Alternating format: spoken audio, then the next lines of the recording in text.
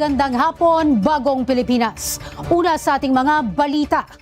Mas mapayapa, mas masagana at mas people-centered. Yan ang tema ng ASEAN 2026 sa ilalim ng chairship ng Pilipinas.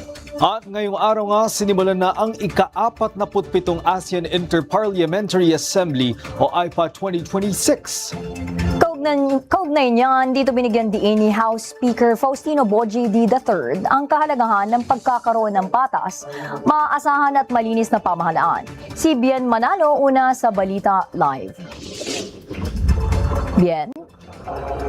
Mga kasama, pagpapaigting ng parliamentary diplomacy tungo sa isang maunlad at mapayapang bansang kasapi ng Association of Southeast Asian Nations o ASEAN. Iyan ang isa sa mga binigyang diin sa official kick-off ng House of Representatives ngayong araw para sa Philippine Presidency ng 47th ASEAN Interparliamentary Assembly 2026.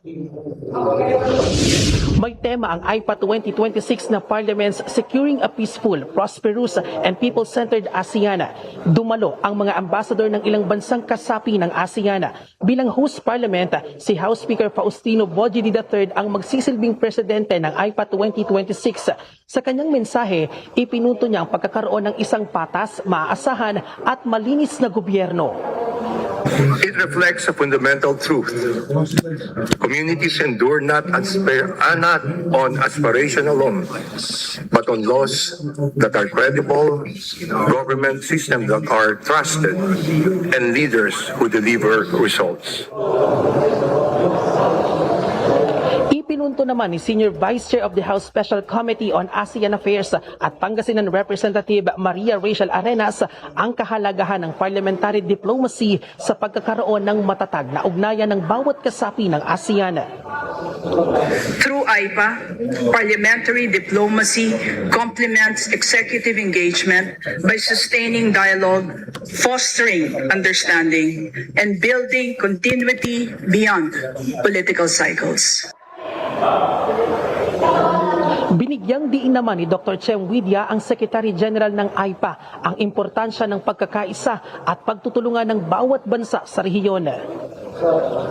These same principles underpin ASEAN centrality to the states, which remain essential anchors for regional peace and stability in an increasingly complex, unpredictable, unprecedented, and rapidly evolving global landscape. Ipinasilip din ang official logo ng Philippine Presidency ng 47th AIPA. Formal na naluklok ang Pilipinas sa AIPA Presidency noong Setyembre ng nakaraang taon nang ibigay ng House of Representatives Speaker ng Malaysia na si Tan Sri Johari bin Abdul ang panguluhan ng delegasyon ng Pilipinas. Ito ang ika-7 beses na naging host ang Pilipinas ng AIPA mula nang itatag ito noong 1977 bilang ASEAN Interparliamentary Organization.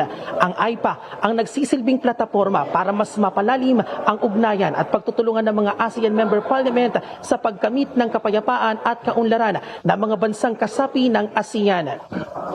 Mga kasama, bahagi rin ng programa ang pagpupulong ng Women and Youth Parliamentarians of AIPA at AIPA Advisory Council on Dangerous Drugs para pag-usapan ang pagbuo ng mga resolusyon na re-resolba sa iba't ibang suliranin ng rehiyon.